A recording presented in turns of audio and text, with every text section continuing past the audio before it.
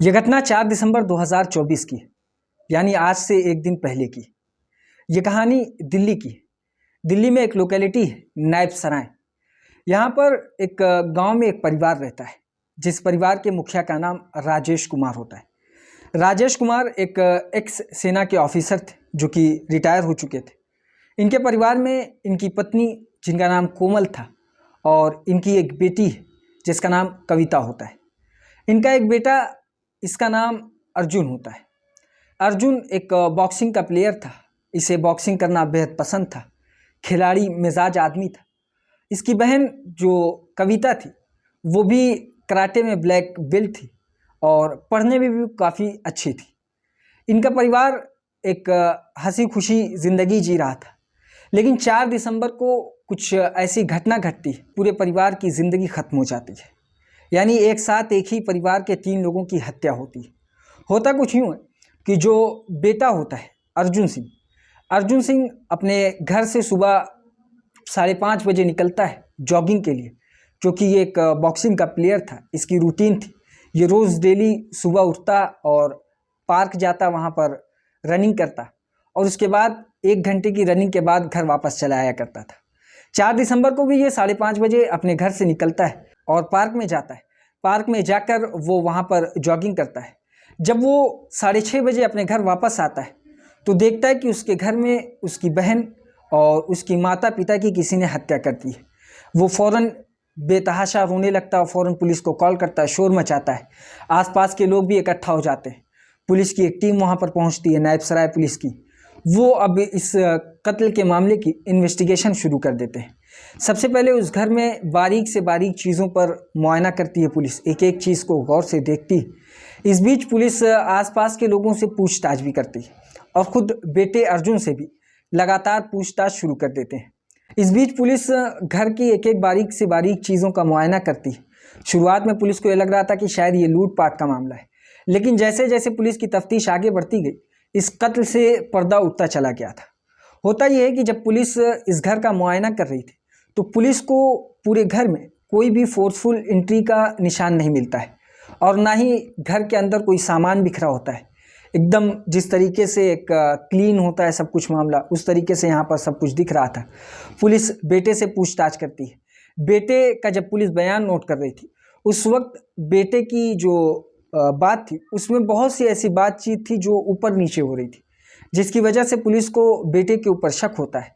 और शक होने के पीछे भी कई कारण था, जिसमें पहला कारण तो ये था कि बेटा सही तरीके से इस क्राइम को सबके सामने नहीं रख पा रहा था। यानी वो कहाँ पर था, किस वक्त क्या कर रहा था, ये सारी चीज़ों में उसके कुछ गलतियाँ थी, जिसकी वजह से पुलिस को उसके ऊपर शक होता है। वो कहता है कि वो 5:30 बजे अपने घर से निकलता है गार्डन में टहलने के लिए। पुलिस जब आसपास की सीसीटीवी फुटेज को निकालती है तो वो उस जगह के अलावा भी कई जगह ऐसा नज़र आता है जिससे पुलिस को उसके ऊपर शक होता है। जिसके बाद पुलिस जब उससे पूछताछ करती है तो उसकी बातों में अप एंड डाउन होते हैं। पुलिस ये कारण से उसे दोबारा से पूछताछ के लिए बैठालती है और इसके बाद फिर एक एक कर जब पुलिस अपना क्वेश्चन करती है तो उसका जवाब पुलिस को जो मिलता है वो सुनकर पुलिस ही नहीं बल्कि आसपास के तमाम लोग हैरान हो जाते हैं।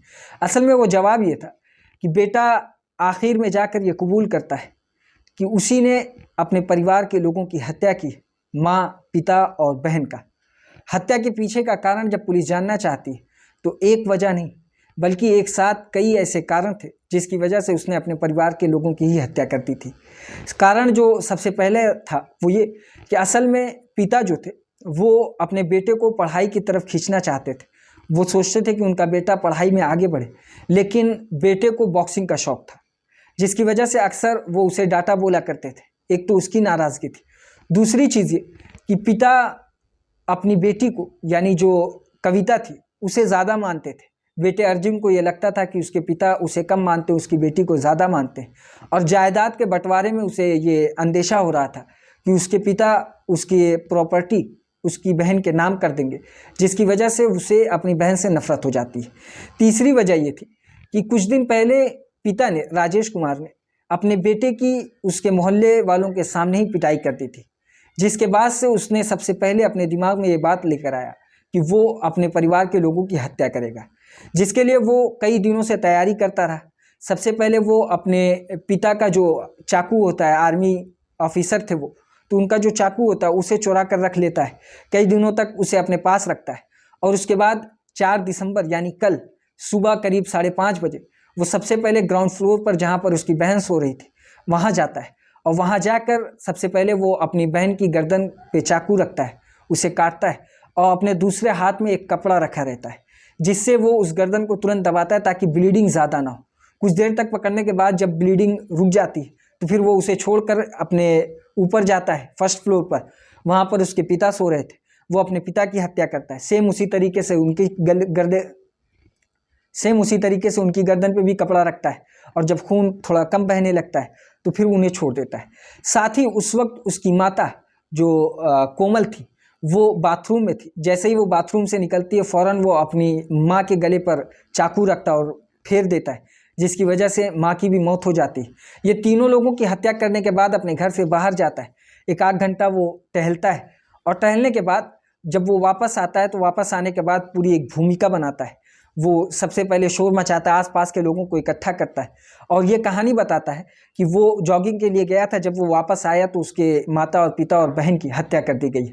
उसी ने अब पुलिस को इस हत्या की जानकारी दी, और पुलिस जब आती है, तफ्तीश करती, तो पुलिस की बहुत सी ऐसी चीज़ थी जो तफ्तीश में पुलिस को नज़र आ रही थी, जिसमें बेटा अर्जुन फंसता जा रहा था, जिसकी वजह से पुलिस जब उससे सख्ती करती तो ये कहानी खुलकर सामने आ जाती।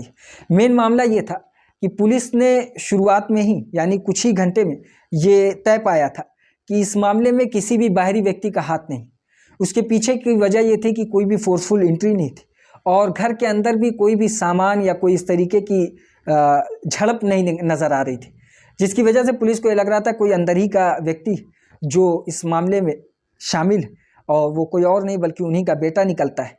एक चीज़ और नज़र आ रही थी कि 3 लोगों की हत्या की गई, ये लूटपाट का नहीं बल्कि कोई रंजिश का मामला है, और बेटा कैसे बच जाता है। हत्या अगर सुबह हो तो बेटा भी हो सकता था उस जगह पर मौजूद होता, उसकी भी हत्या हो जाती। ये सारी चीज़ें थी जो उसके ऊपर बेहद शक जाहिर कर रही थी, जिसकी वजह से पुलिस की तफ्तीश में महज 1 घंटे के अंदर इस केस को सॉल्व कर लिया गया था। ये थी आज की कहानी। इसी तरह की और कहानी सुनने के लिए हमारी इस वीडियो को लाइक करें, हमारे चैनल को सब्सक्राइब करें और बेल आइकन को जरूर दबाएं।